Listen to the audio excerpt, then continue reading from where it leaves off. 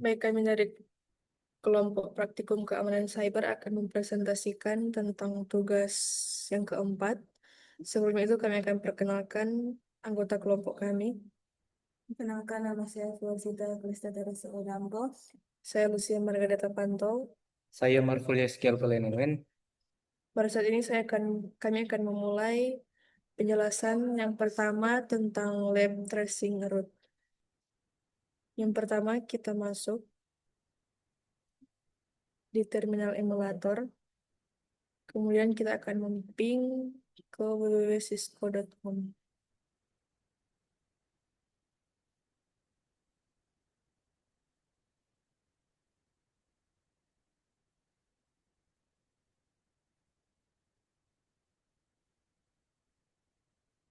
Kemudian kita akan trace root.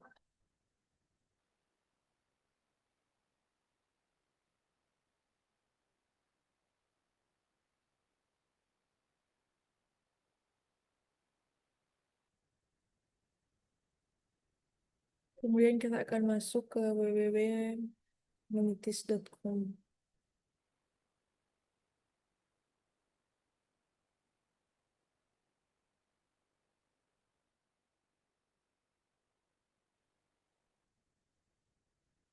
Kita masuk di G Suite. Kemudian di sini ada pertanyaan.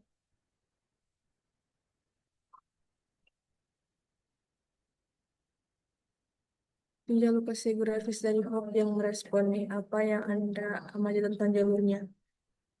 Di sini, traceroute menunjukkan bahwa paket data melewati beberapa lokasi geografis yang tersebar. Tidak selalu mengikuti jalur terdekat, jalur bisa melewati berbagai negara karena mempengaruhi routing ISP dan kondisi jaringan. Beberapa hop mungkin tidak merespons dan waktu respons biasanya bertambah seiring jarak. Kemudian di sini ada reflection.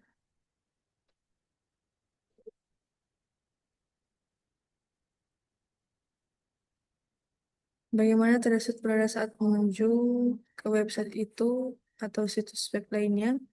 Dibandingkan dari situs web online, hasil yang kami mungkin bervariasi tergantung pada di mana Anda berada secara geografis dan ISP mana yang menyediakan konektivitas ke lokasi Anda. Di sini tersurat dari terminal dimulai dari perangkat kita, sedangkan dari situs online dimulai dari server mereka. Akibatnya, root dan lokasi hub bisa berbeda tergantung lokasi geografis dan ISP yang digunakan. Kemudian kita lanjut pada lab introduction to Wireshark.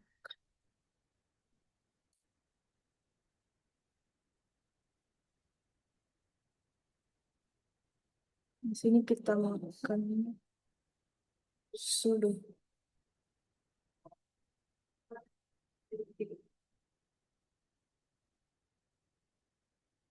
dengan password CyberOps.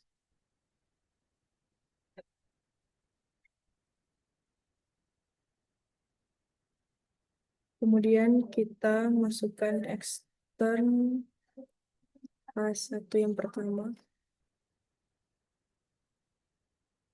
Kemudian extern H2. Pada node H1 kita melakukan if config.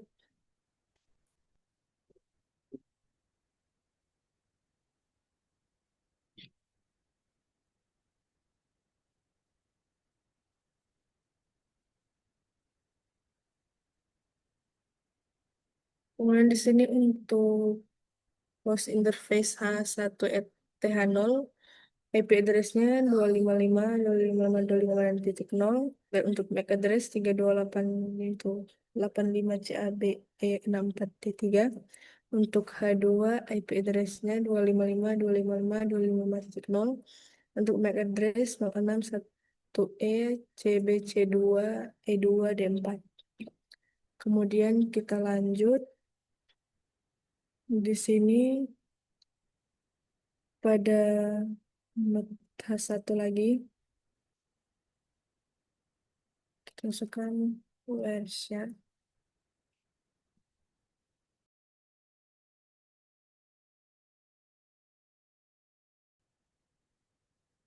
Nah, di sini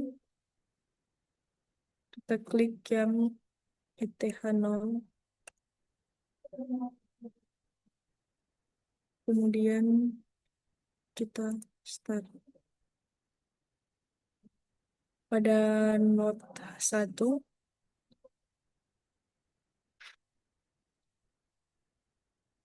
kita melakukan ping menuju 10.0.0.12.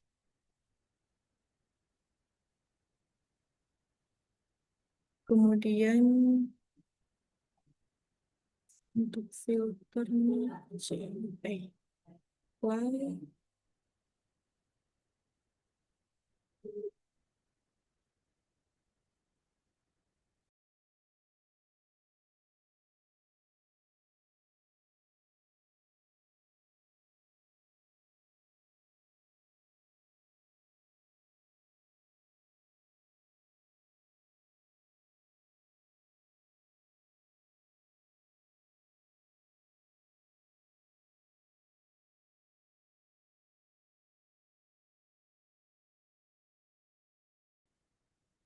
Sudah. Kemudian di sini ada pertanyaan, apakah alamat MAC sumber cocok dengan antarmuka H1? Jawabannya itu iya. Kemudian, apakah alamat MAC tujuan device cocok dengan alamat MAC H2? Jawabannya itu ya. Kemudian kita lanjut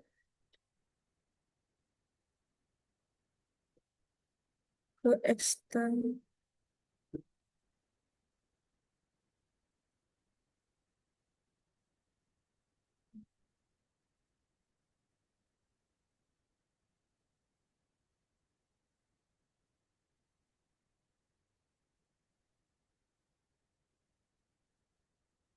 Kemudian ke extend R1. Pada node yang keempat, kita if config.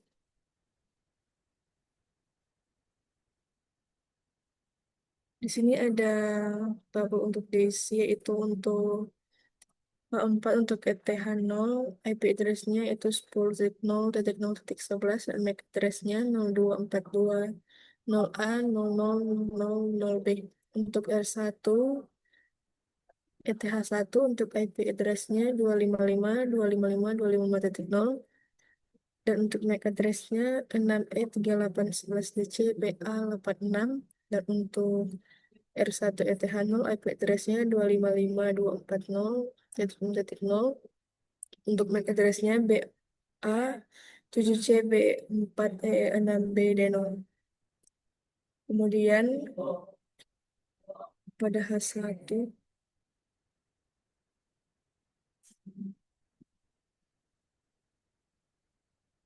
kita akan ping H4.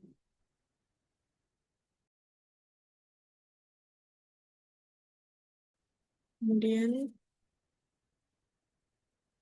pada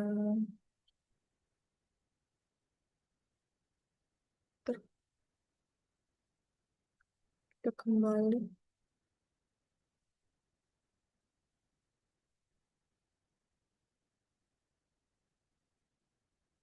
dan kita melakukan sudo kembali.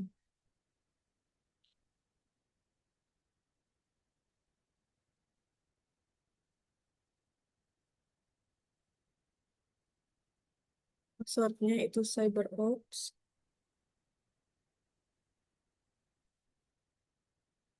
Kemudian kita masuk pada lab yang ketiga, yaitu using Wireshark to examine Ethernet frames. Kemudian di sini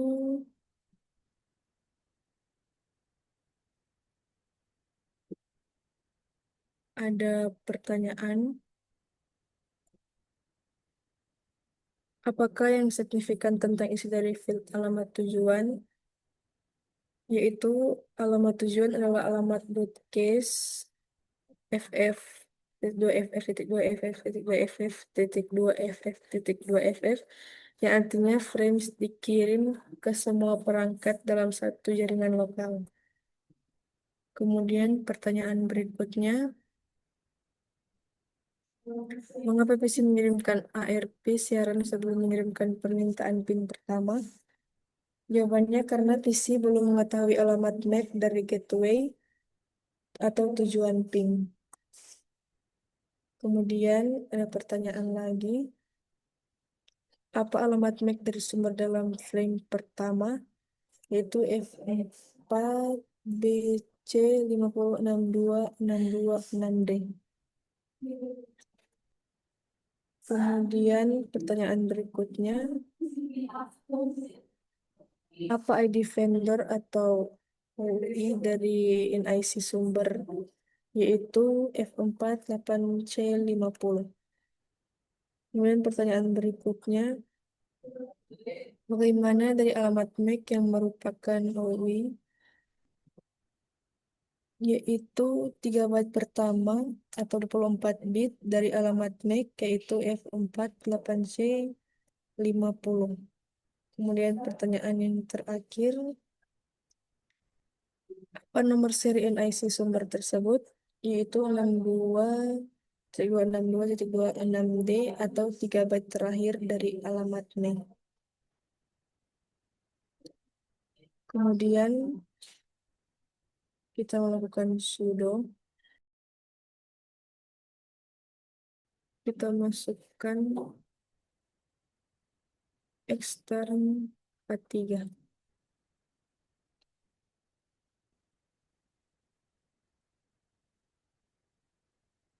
Buka konfig. Di sini untuk H3 Ethano IP address-nya 255.255.255.0. Untuk MAC address-nya 5EB210F B71E. Kemudian kita lakukan net start min-R.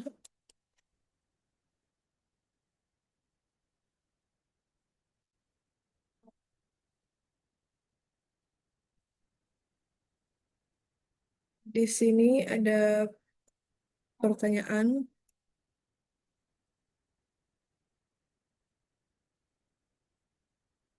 yaitu apa alamat dari gateway default untuk H3. Di sini tidak ditampilkan langsung karena hanya tertulis sebagai gateway. Kemudian kita masukkan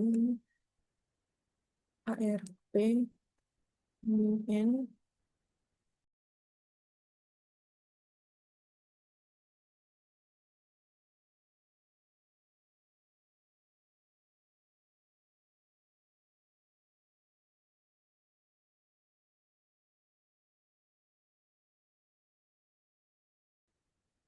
Kemudian di sini ada pertanyaan, yaitu yang pertama, apa alamat MAC dari NIC PC? Yaitu jawabannya 5E B210 0F B71E. Kemudian pertanyaan yang kedua, apa alamat MAC dari gateway default? Jawabannya itu 6E3811DC B686. Kemudian di sini juga ada pertanyaan, jenis bangkai apa yang ditampilkan, yaitu Ethernet 2 frame dengan ICMP, Echo atau ping refresh. Kemudian apa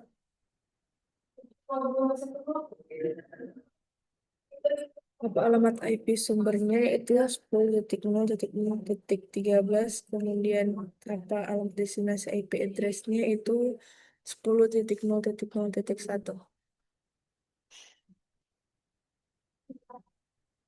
Kemudian Di sini ada juga pertanyaan.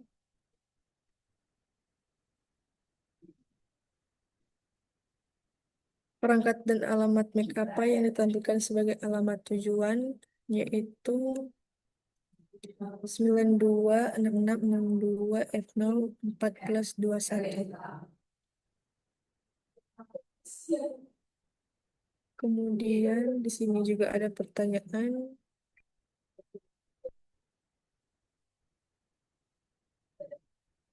Dalam frame permintaan echo atau ping, pertama, apa alamat MAC sumber dan tujuan? Yaitu sumbernya 4228B224E0CH, untuk destinasinya 926692F01421. Dan untuk pertanyaan apa alamat IP sumber dan tujuan yang terdapat di bidang data dari rangkaian tersebut, yaitu untuk sumbernya yaitu 10.0.0.13, untuk destinasinya 10.0.0.1. Kemudian pertanyaan berikutnya, bandingkan alamat-alamat ini dengan alamat yang Anda terima di langkah kelima. Satu-satunya alamat yang berubah adalah alamat IP tujuan. Mengapa alamat IP tujuan berubah, sementara alamat MAC tujuan tetap sama? Alamat IP tujuan berubah karena paket ICMP atau ping ditunjukkan ke host yang berbeda. Dalam hal ini ke 10.0.0.1 dari 10.0.0.13. Namun alamat MAC tujuan tetap sama karena frame Ethernet dikirim ke router atau gateway yang akan meneruskan paket IP ke tujuannya.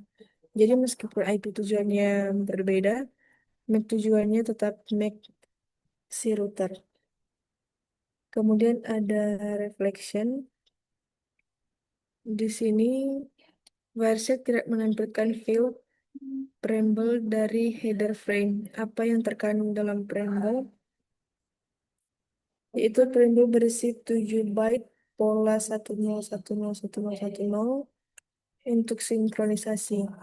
Diikuti 1 byte SFD yaitu 10101011 sebagai penanda awal frame. Kemudian untuk penjelasan berikutnya akan dijelaskan oleh teman saya. Mari kita lanjut ke lab using Wireshark to observe the TCP three-way handshake. Jadi yang pertama kita akan start ini. Ingat.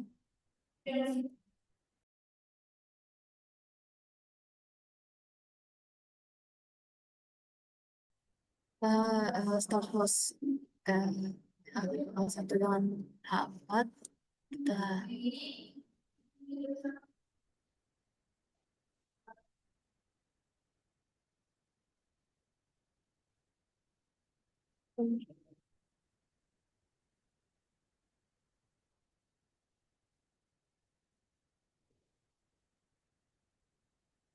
selanjutnya di node H4 kita start web server.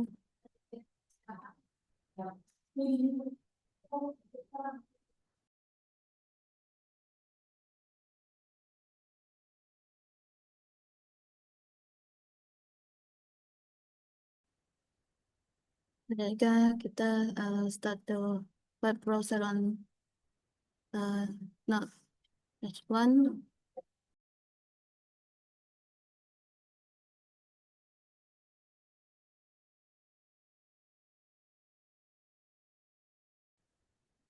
Jadi setelah jendela Firefox terbuka,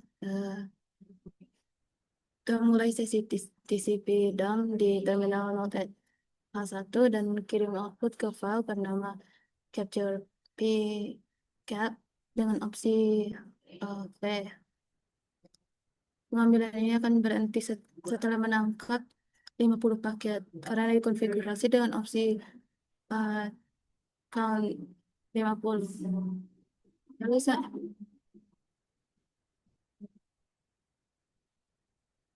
Lalu selanjutnya,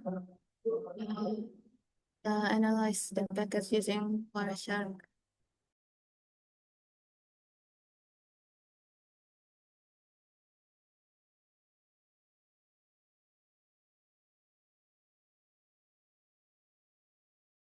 Di sini ada pertanyaan. What is the TCP source port number? Port numbernya 58716. Lalu, how would you classify the source port? Port sementara biasanya ditetapkan oleh OS client selama koneksi keluar dan berada dalam kisaran 49152655535. What is the TCP destination port number? Port number destinasi port numbernya 80. How would you classify the destination port? Port 80 adalah port terkenal. Port ini diperuntukkan bagi lalu lintas HTTP dan umumnya digunakan untuk server web. Which flag or flags is set? Flagnya adalah SYN, ditunjukkan dengan bendera SYN yang berarti ini adalah awal dari jabat tangan TCP. What is the relative sequence number set to? Sequence numbernya di set dengan 0. Selanjutnya, pertanyaan yang selanjutnya, what are the values of the source and destination ports? Nilai dari source ports adalah 80, nilai dari destination ports adalah 58716. Which flags are set? SYN dan ACK ditunjukkan oleh flags SYN dan ACK. What are the relative sequence and acknowledgement numbers set to? Nilai relative sequence adalah 0 dan nilai relative acknowledgement adalah 1.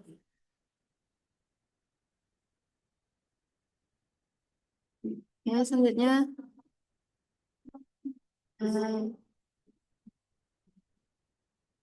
ada pertanyaan selanjutnya adalah which flag or flags is set? ACK terdapat pada bagian flags ACK. Ya, kita ini ke view the package using TCP dan di sini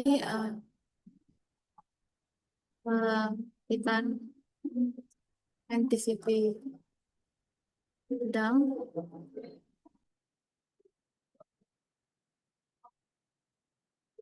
Lalu di sini ada pertanyaan. Search through the main page. You can use slash or question mark to find specific terms and to forward to the next match and queue to quit. For example, search for information on the switch R. Type N to move to the next match. What does the switch R do? Fungsi dari switch R adalah untuk digunakan dalam membaca paket dari file yang sebelumnya dibuat menggunakan opsi web. Jika R digunakan, TCP dump akan membaca data bukan dari interface jaringan secara langsung, tapi dari file tersebut. Nah, selanjutnya di terminal yang sama,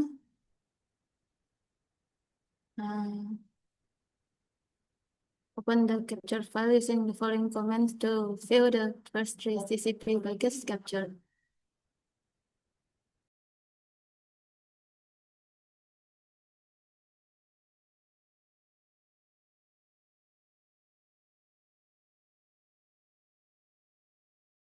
Using a reflection, there are hundreds of filters available in Wireshark. A large network would have numerous filters and many different types of traffic.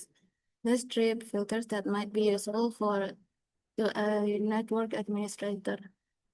3 filter yang mungkin berguna bagi network administrator antara lain adalah IP address 192.168.1.1, TCP port 80, dan HTTP request. What other ways could Wireshark be used in a production network? Cara lain Wireshark bisa digunakan di jaringan produksi adalah dengan menganalisis performa jaringan dan menemukan hambatan, mengidentifikasi aktivitas mencurigakan atau potensi serangan cyber, memecah pasal komunikasi antar perangkat seperti koneksi antar server dan klien. Selanjutnya kita masuk ke Exploring Nmap.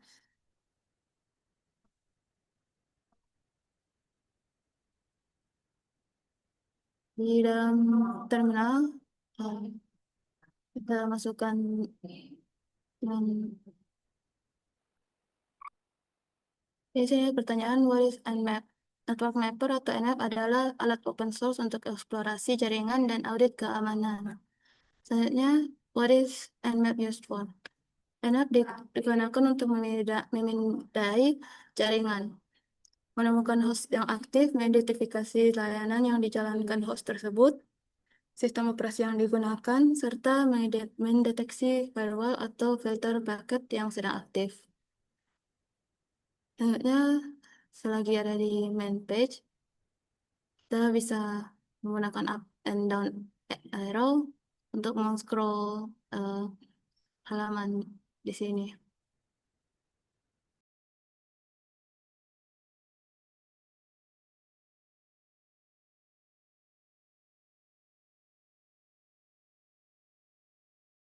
Ini ada pertanyaan lagi, what is the Nmap command used? Nmap A tempat scan me Nmap or G. What does the switch A do? Switch A digunakan untuk mengaktifkan deteksi sistem operasi dan versi, menjalankan script deteksi, serta melakukan traceroute. What does the switch T4 do? Switch tempat digunakan untuk mempercepat proses scan. Proses scan tempat adalah pengaturan timing agresif yang cocok untuk di jaringan yang cepat dan stabil, sehingga proses scanning menjadi lebih cepat dibandingkan pengaturan default. Di sini kita quit.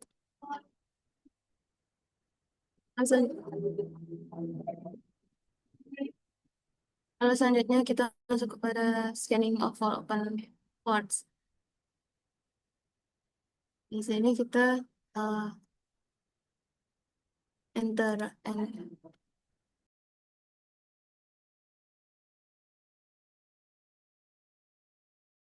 selanjutnya di sini ada pertanyaan, which ports and service are open? Ports dan service yang open adalah port 21 FTP, port 22 SH, port 80 HTTP. For each of the open ports, occur the software that is providing the service. Port 21 VS FTPD 208 or later. Port 22 Open SSH 74, port 80 NGINX 1210. Lalu, what is the operating system? Open World GNU Linux. Deteksi juga menunjukkan OS Linux dengan CPE Linux kernel.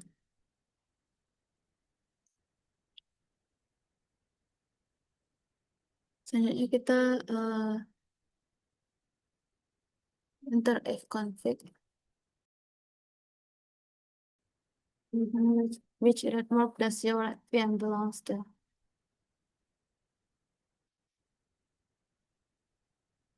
Di sini VM ini network VM ini dimiliki oleh 192.168.1024 network.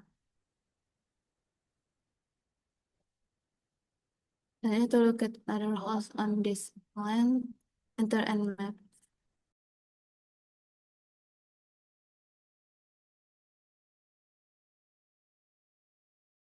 Di sini how many hosts are up? Jadi hostnya ada 0 host up.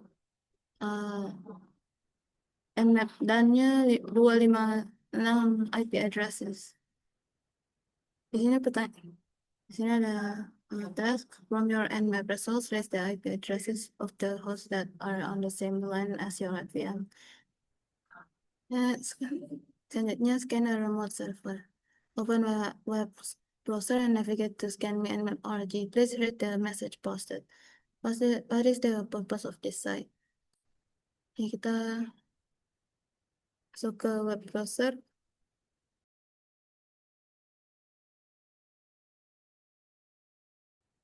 Jadi tujuan dari dari website ScanMe and Med.org adalah server ini yang dapat diakses publik yang disediakan oleh proyek Nmap yang memungkinkan pengguna untuk dengan aman menguji dan mempraktikkan keterampilan pemindaian Nmap mereka. Ini dimaksudkan untuk tujuan pembelajaran dan pengujian tanpa melanggar hukum atau memindai sistem yang tidak sah. Sehingga di dalam terminal prompt, kita masukkan Nmap a tempat scan Nmap org.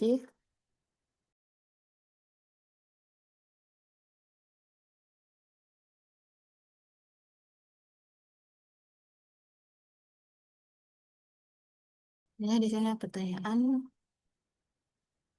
what is the IP address of the server? Jadi IP address dari server ini adalah 4533.32.156. Selanjutnya, what is the operating system? Operating systemnya adalah Ubuntu Linux. Selanjutnya di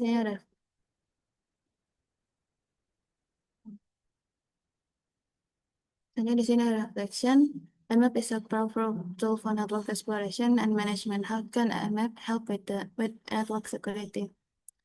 Now, how can Nmap be used by a threat actor as a nefarious tool? Nmap membantu keamanan jaringan dengan memindai port terbuka. Layanan yang berjalan dan sistem operasi ini berguna untuk menemukan celah dan mengatur firewall dengan benar.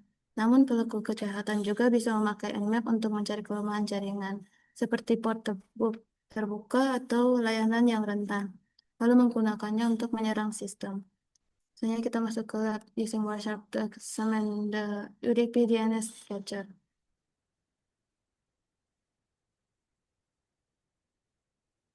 Yang pertama di dalam terminal, kita ketikkan ifconfig.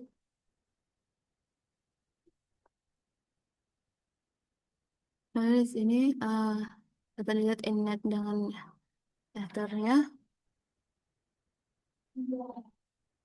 Selanjutnya kita masukkan etc resolve config one.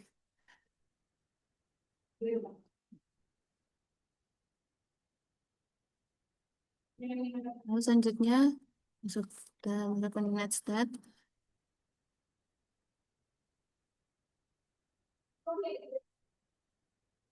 Selanjutnya kita masuk pada use Wireshark to capture DNS queries and responses. Di sini kita lakukan sudo Wireshark.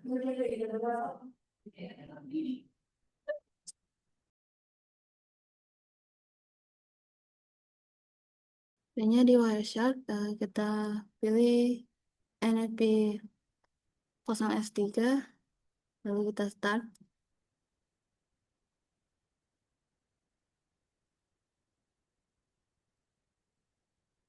Ini sebenarnya di web browser kita ketik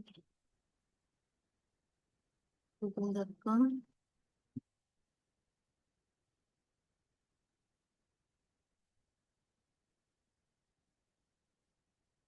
Nah, ini di Wireshark.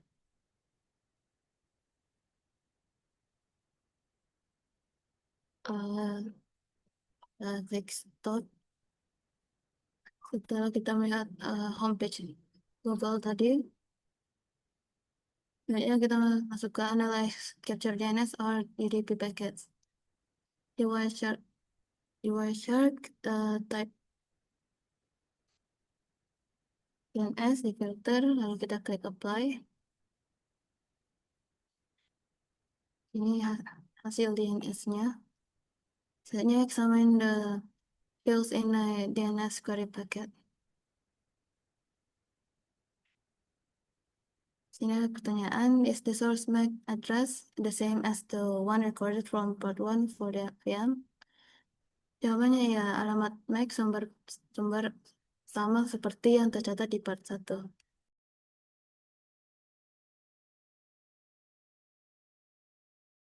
Selanjutnya di eh, bagian ini ada pertanyaan, is the source IP address is the same as the local PC's IP address you recorded in part 1? Ya, alamat IP lokal adalah 10.02.15 dan itu sama dengan IP sumber pada paket UDP. Is the destination IP address the same as the default gateway noted in part 1? Tidak. Alamat gateway default adalah 10.022, sedangkan IP tujuan dari paket DNS adalah 8844.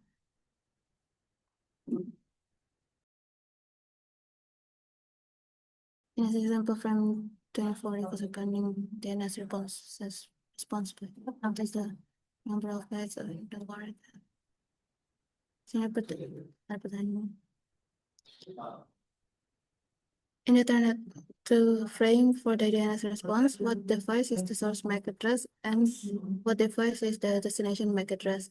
Alamat MAC sumber 8803773EA B17A. Yang kedua, alamat MAC tujuan 080027C9FA A1. What happened to the roles of source and destination for the VM and default gateway? Pada respons DNS, peran alamat IP sumber dan tujuan dibandingkan dengan paket query. Saat query dikirim, VM ke DNS server, saat respon diterima di DNS server ke VM berbeda. Berarti pada respons DNS, default gateway menjadi sumber dan VM menjadi tujuan. And selanjutnya di scenario reflection, what are the benefits of using UDP instead of TCP as a transport protocol for DNS? UDP lebih cepat dari TCP karena tidak perlu membuat koneksi terlebih dahulu. Ini cocok memakai DNS yang hanya butuh kirim dan terima data kecil dengan cepat. Selain itu, UDP menggunakan lebih sedikit sumber daya overhead. Yang selanjutnya akan dijelaskan oleh teman saya. Baiklah, terima kasih atas kesempatan. Kali ini kita akan masuk ke tahap selanjutnya, yaitu di lab using Wireshark to examine TCP and UDP captures. Di sini kita menggunakan Mininet topologi. Tujuan dari lab ini yaitu untuk mengidentifikasi header dari TCP dengan files dan operation menggunakan Wireshark FTP session capture. Kemudian mengidentifikasi UDP. Selanjutnya kita masuk ke identifikasi TCP headers, fields, and operation using Wireshark FTP session capture. Yang pertama kita membuka Wireshark itu menggunakan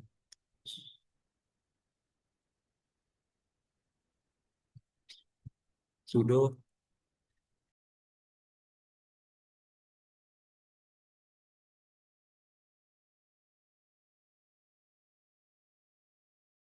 selanjutnya masuk ke Wireshark dan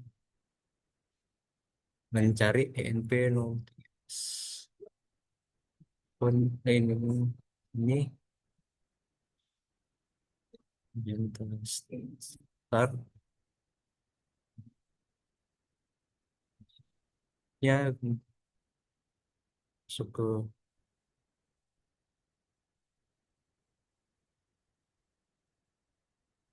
terminal, kemudian pp pp.cdc.gov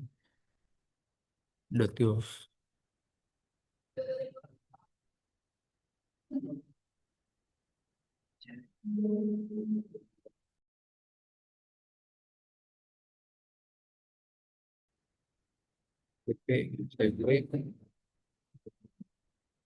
isi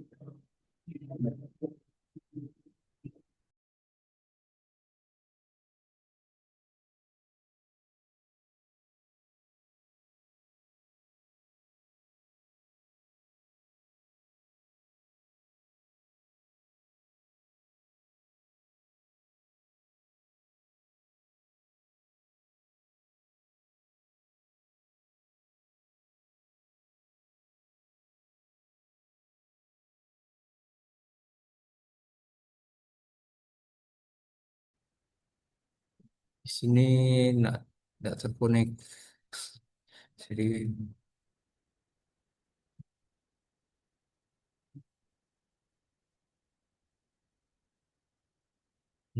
selanjutnya akan masuk ke tahap kedua, yaitu mendapatkan komen README di sini untuk mendownload file yang ada.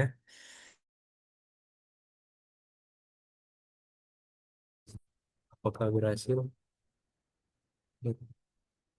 README.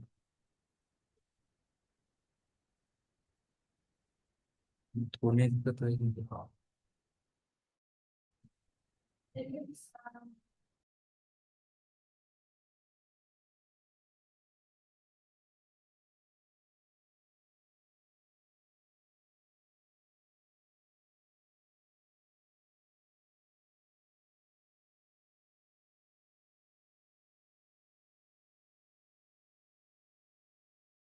di sini karena tidak menemukan koneksi dari ke server di website FTDC.gov ini, maka kita next ke langkah selanjutnya, yaitu kita masuk ke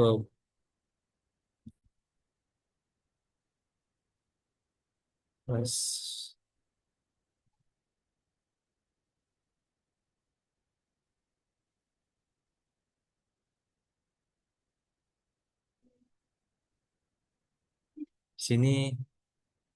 Di tas 5 ini kita akan menganalisis files atau lingkungan dari TCP ini, di mana di sini terdapat informasi dari TCP tersebut yang ada di DLP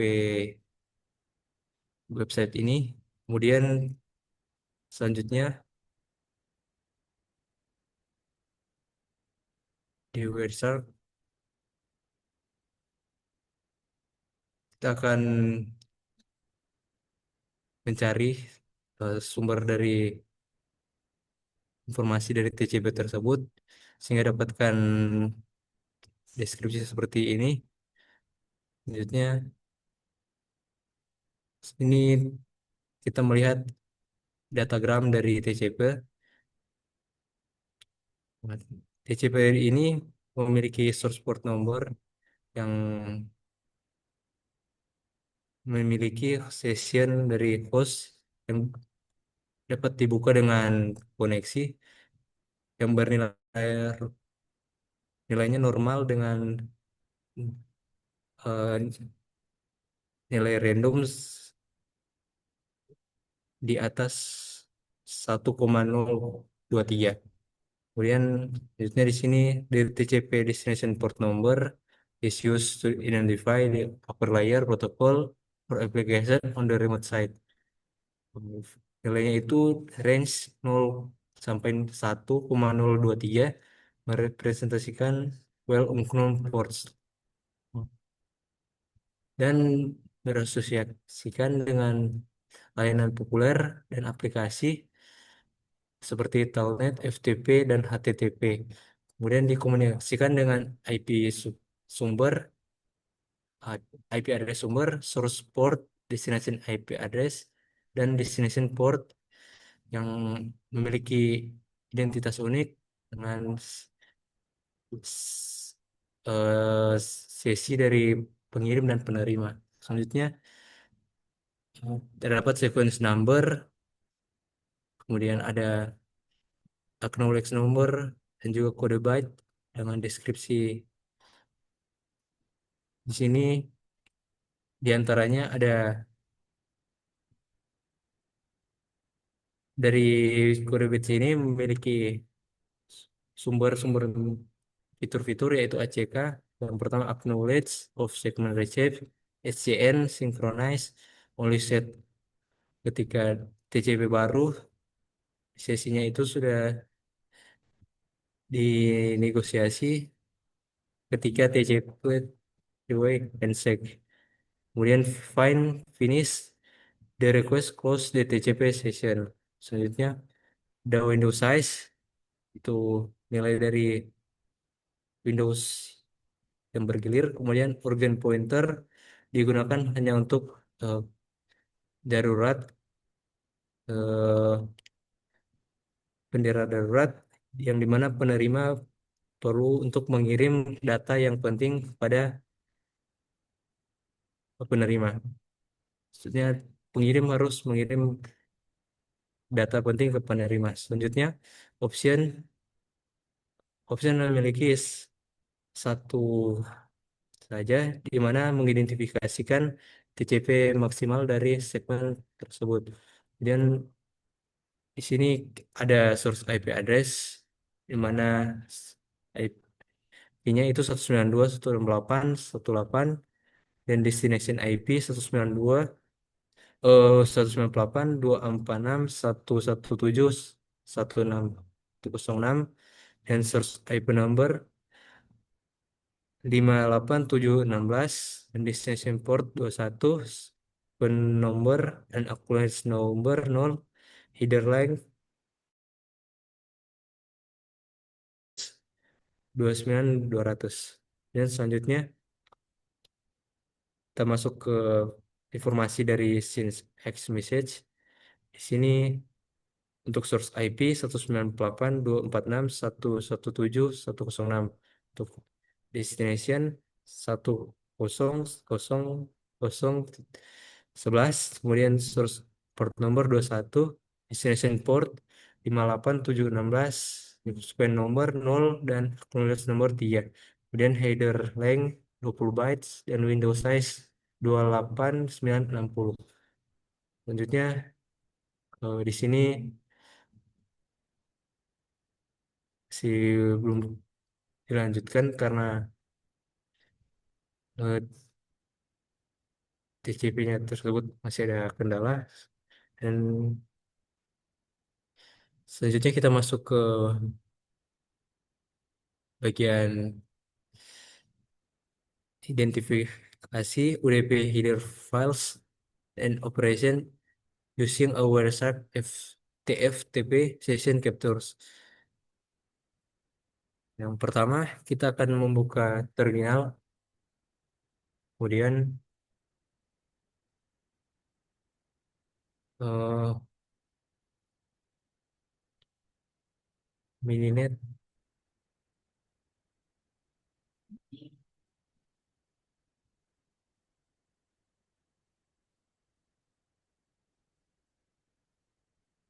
sudo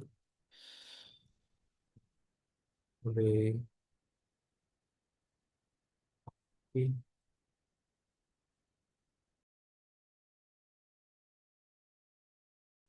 di sini berhasil seperti di gambar. Kemudian selanjutnya kita extern satu, aduh, eh typo extern. Oke, sudah berhasil masuk. Jadi A1 ini di terminal sini kita mengetikkan slash home.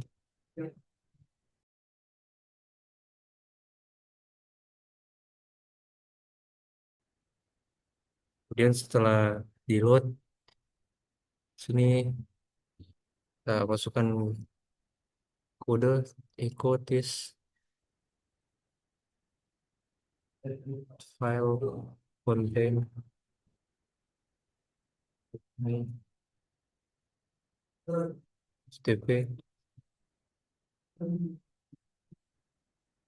FTP data.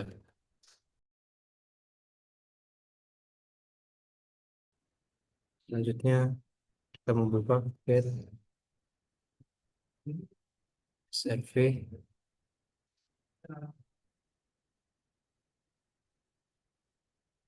Echo.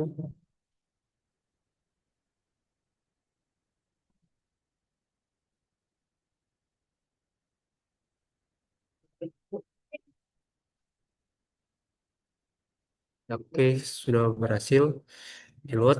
Kemudian di sini karena security memastikan titik FTP ini eh, penting, maka nama dari penerima file harus ada, haruslah ada.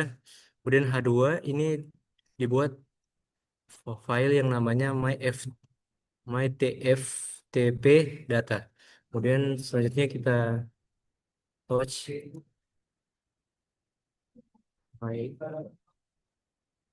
myTFTP data.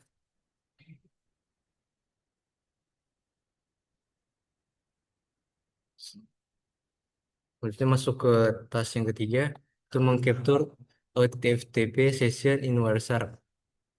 Nah, pertama kita masuk ke Wireshark dari H1, bukan Wireshark.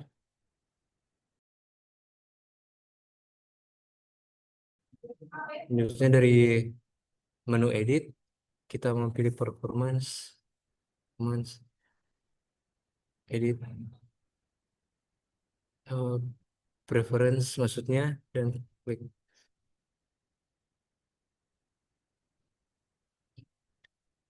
Nah, di sini geser ke bawah dan pilih UDP. Dari UDP di sini selanjutnya dicentang untuk validated the UDP checksum if possible. Selanjutnya klik apply dan oke. Ya, oke.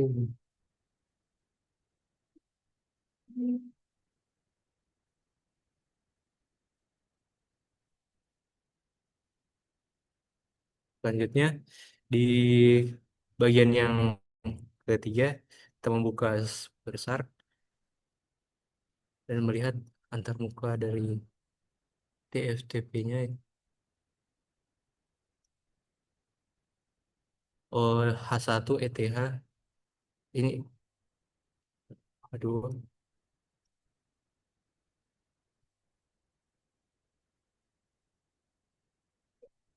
Oh, kemudian kita masuk ke sisi ini dari H2 ke server FTP H1 dan get file dengan nama my TFTP data. Ya, di sini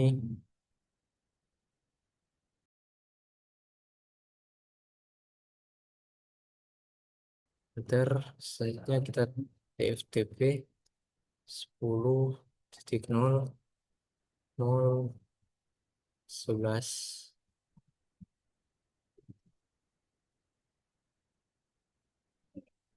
yang insert get my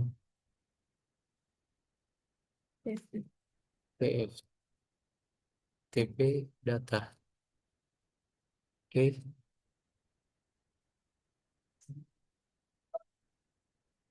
selanjutnya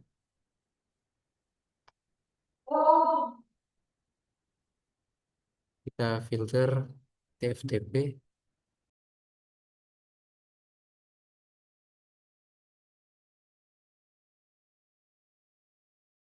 karena belum teralokasi, maka kita lanjut. Setelah men-stop, maka kita akan dapat output seperti berikut. Selanjutnya kita masuk ke bagian di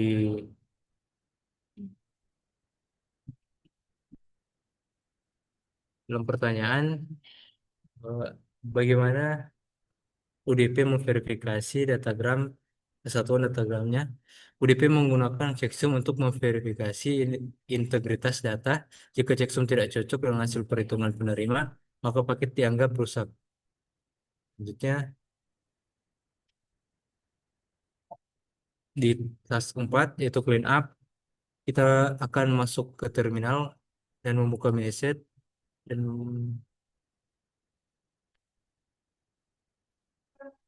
selanjutnya kita quit.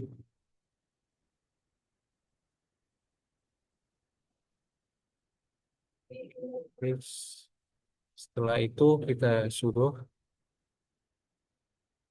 fmc. Oke, di sini terdapat output sebagai berikut dan reflection lab ini berdasarkan keuntungan dari menganalisis TCP dan UDP protokol, sistem operasinya dari menangkap FTP dan TFTP. Di sesinya itu kita mendapat mengetahui bahwa TCP dapat menangani komunikasi berbeda dari UDP.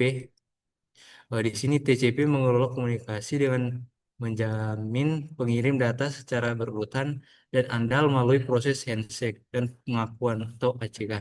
Sedangkan UDP mengirim data secara langsung tanpa koneksi atau konfirmasi, sehingga lebih cepat tapi tidak menjamin keutuhan data. Berikutnya masuk ke lab using website to examine HTTP and HTTPS.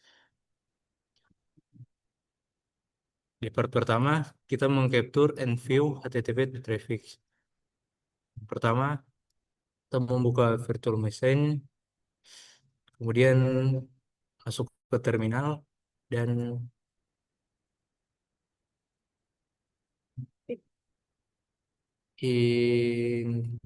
interface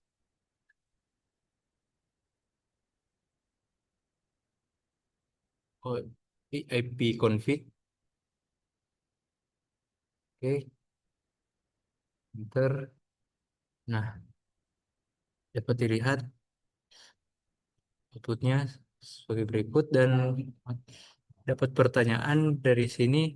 This interface enter IP address ditimbulkan di in the config output. Itu interface ENP0S3 IP address 127.0.0.1.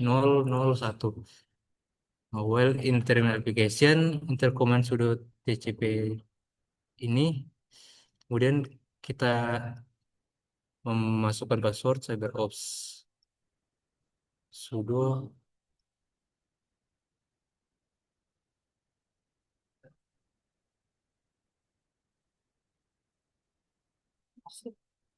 terus sudah.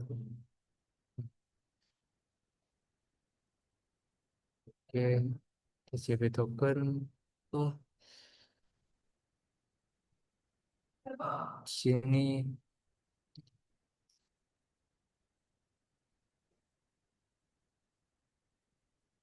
legal.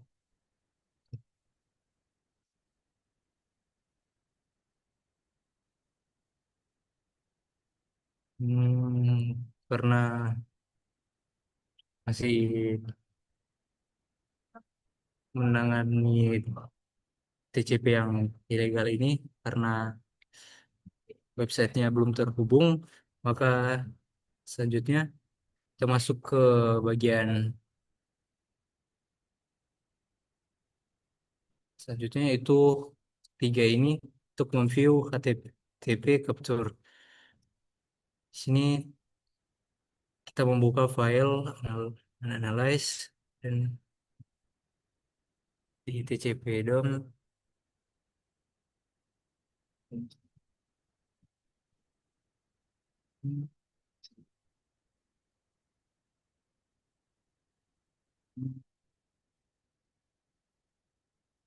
TTP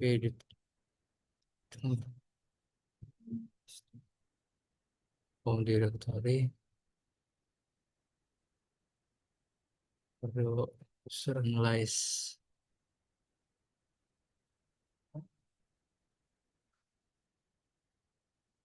Hmm.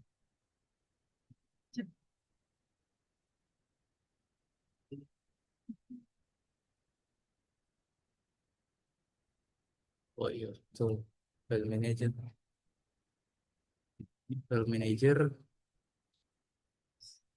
guys. Kemudian double click HTTP DOM.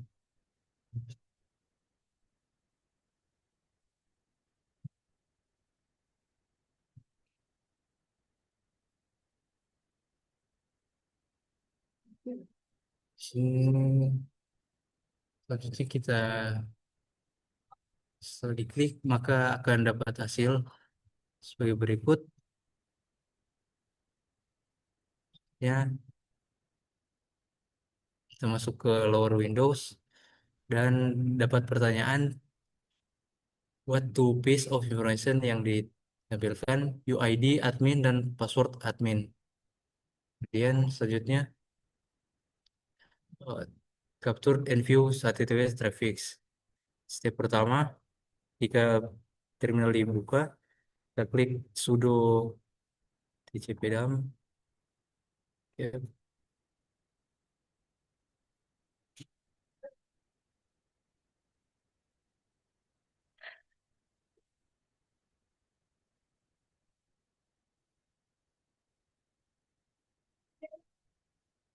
masih illegal token di sini. Baik, selanjutnya sudah masuk ke bagian capture HTTP. Di sini kita menggantikan HTTP section dengan eh, data yang gambar sebelumnya. Di sini mendapatkan hasil di bagaimana bagian TCP atau juga bagian HTTP telah digantikan oleh Secure Socket Layer atau SSL atau STLS karena data sekarang dienkripsi menggunakan protokol keamanan tersebut. Dan di aplikasi data plain text terdapat sebuah isi atau payload transkripsi dengan TLS 1.2 sehingga tidak bisa ditampilkan dalam bentuk teks biasa. Kemudian dapat reflection, keuntungan dari menggunakan HTTPS dibandingkan HTTP. HTTPS memberikan keamanan lebih dengan mengenkripsi data, memastikan integritas, dan memverifikasi identitas situs web. Sedangkan HTTP tidak mengekskripsi data sehingga informasi yang dikirim dapat dengan mudah disedap dan dimodifikasi oleh pihak ketiga. Selanjutnya, pertanyaan kedua, apakah semua website menggunakan HTTPS dibandingkan yang di- dipercaya? Tidak, karena situs berbahaya juga ini bisa menggunakan HTTPS meskipun terlihat ancaman secara teknis. Oke, terima kasih atas eh, Ner dan teman-teman yang sudah sampai pengunjung video ini. Mohon maaf jika ada kesalahan pengucapan kata atau eh, dalam teknis di proyek ini. Sekian, terima kasih.